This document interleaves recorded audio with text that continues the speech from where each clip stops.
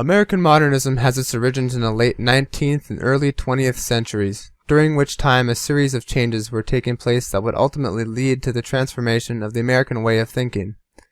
Before we can understand the literary significance behind this time in our history, it's important for us to realize what was happening to the world in the early 20th century. World War I was probably the event that introduced the beginning of all this change. Even though America came out on the victor's side, the country seemed to have lost its innocence. The idealism from the previous century began turning into cynicism, and the American tradition was thrown out the window. You may recall that in previous eras, Americans were more interested in simplicity. A person might write about something as simple as a tree.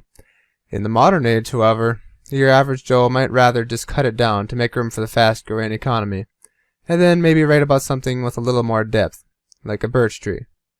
To make matters worse, in 1929 the New York stock market spiraled out of control and crashed, creating a giant heap of problems for millions of Americans.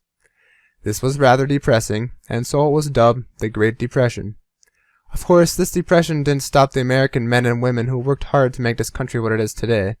They pushed through it, and of course, they practiced their literature while they were at it.